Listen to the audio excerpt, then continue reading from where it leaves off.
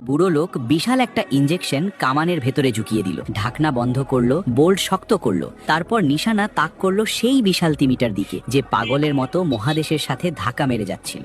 ৮০ বছরের বুড়ো হলেও সে পুরো শক্তি দিয়ে ট্রিগার টিপে দেয়। বিকট শব্দে ইঞ্জেকশনটা উল্কার মতো আকাশ চিরে ছুটে যায়। বুড়োর বুক কেঁপে উঠছিল, শুধু একটাই ভয়, ওষুধটা যথেষ্ট হবে তো। সুইটা তিমির শরীরে ঢুকতেই বেগুনি রঙের ঘুমের ওষুধ তার শরীরে ছড়িয়ে পড়ে। ধীরে ধীরে তিমিটার চোখ উল্টে যায়, শরীর ঢিলে হয়ে আসে আর সে গভীর ঘুমে ডুবে যায়। আসলে এই বুড়ো লোকটা তার যৌবনের একটা প্রতিশ্রুতি রক্ষা করছিল। তিমিটার নাম ছিল লাবুন। ছোটবেলা থেকেই সে গান খুব ভালোবাসতো, কিন্তু খেলতে খেলতে একদিন সে নিজের দলের থেকে হারিয়ে যায় আর একা সমুদ্রে ভাসতে থাকে। ঠিক তখনই তার দেখা হয় গান গাওয়া একদল জলদস্যুর সাথে। ওরা গান গেয়ে লাবুনকে সঙ্গ দিত, দিনের পর দিন একসাথে কাটাতো। ধীরে ধীরে লাবুন ভাবতে শুরু করে এটাই বুঝি তার নতুন পরিবার। কিন্তু একদিন জলদস্যুরা তাকে ওই বুড়ো লোকটার কাছে রেখে বলে আমরা অবশ্যই ফিরে আসবো। তারপর তারা দিগন্তের ওপারে মিলিয়ে যায়। বছরের পর বছর কেটে যায়, কিন্তু তারা আর ফিরে আসে না। তবুও লাবুন বিশ্বাস করত তার বন্ধুরা মহাদেশের ওপাশে অপেক্ষা করছে। সে ভাবলো যদি এই লাল মাটির পাহাড়টাই ভেঙে ফেলতে পারে তাহলে হয়তো আবার তাদের সাথে দেখা হবে। সেই থেকে সে পাগলের মতো মহাদেশের সাথে ধাক্কা মারতে থাকে। তার শরীর ক্ষতবিক্ষত হয়ে যায়, তবুও সে থামেনি। বুড়ো লোকটা এটা দেখে ভেতরে ভেতরে ভেঙে পড়েছিল। সে লাবুনকে বোঝানোর চেষ্টা করে ওরা হয়তো